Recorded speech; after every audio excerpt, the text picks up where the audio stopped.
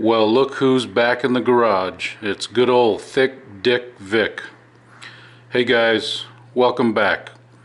So today's viewer question is from Benjamin Glenn, and he just got his first Panther car, and he wants to know more about the keyless entry keypad located on the driver door on some Crown Vics, Grand Marquis, and Lincoln Town cars.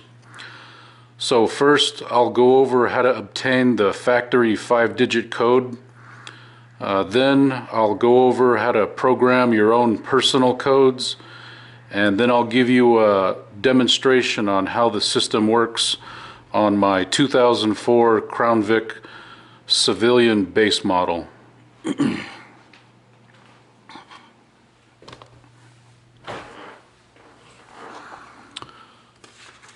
So I think back in 1992 is when the Panther cars started having the keyless entry keypad here, and ever since that year, it seems like every year they're hiding the sticker with the factory 5-digit code in a different location.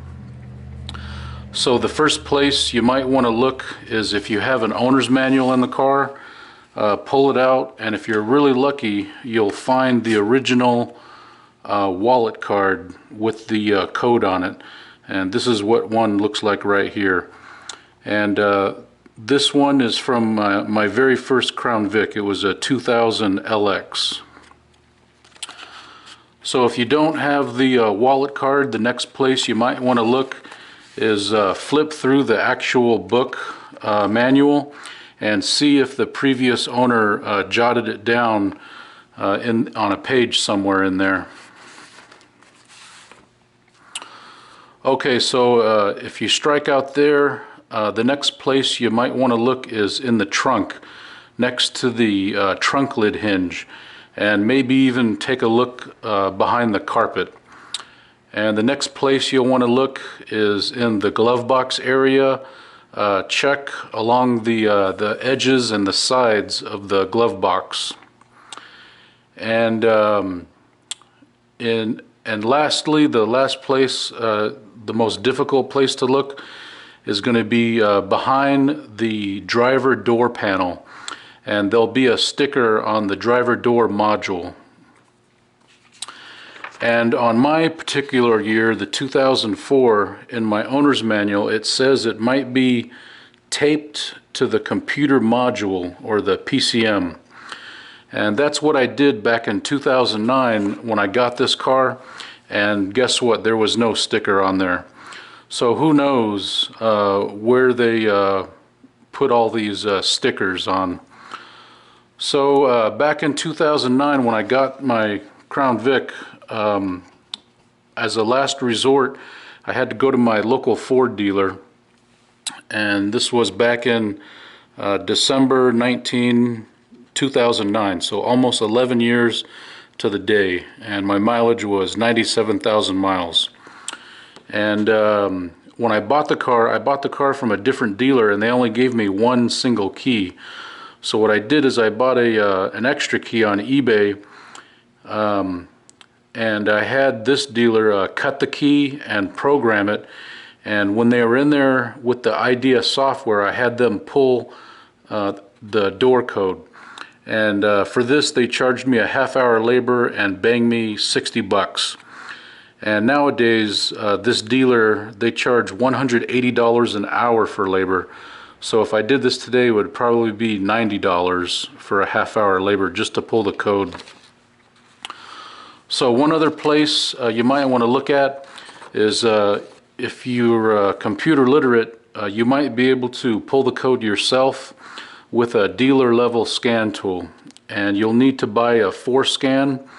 And I just checked on eBay or Amazon, and they're going for $19. And I'll put a link down in the description to see to show you what it looks like and where you can buy one. Okay, so now that you have your your factory 5-digit code, the first thing you want to do is program your own personal codes. And that's because if somebody gets a hold of the factory code, you can erase that one. But if they get a hold of your personal code, you can of course erase that one and choose a new personal code. So the instructions on how to program your own personal code are going to be in your owner's manual, and it might be around on page 81.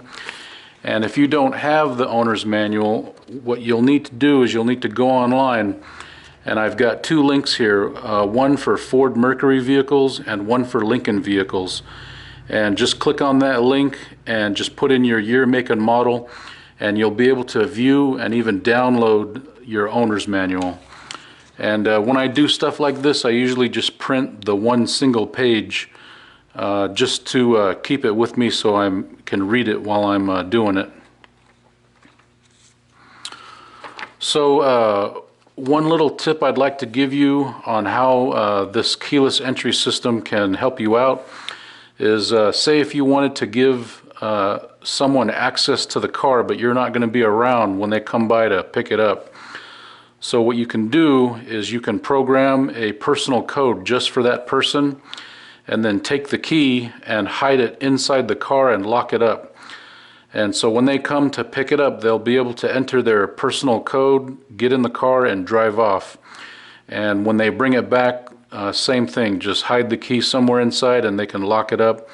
And when you get it back, you can erase their personal code. Okay, so let's head on over to the car and I'll give you a demonstration on how this works.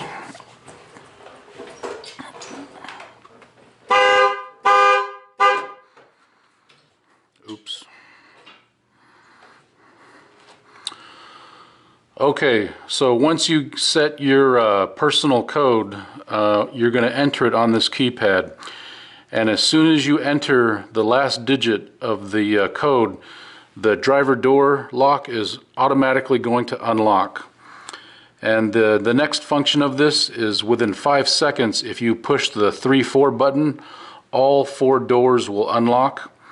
And within 5 seconds of entering the code, if you push 5-6, the trunk will pop. So I've already programmed a temporary personal code for this, so let's see if I can get it on the first try. So 76701. So that's the driver door, that's all the doors, and that's the trunk. And the last function that you can do with this is you can lock all the doors at the same time if you push these last 2 buttons, 7-8 and 9-0. And that'll lock all the doors. Alright, that's pretty much it. I hope that helps you out, Benjamin. Thanks for watching. We'll see you next time. Bye-bye.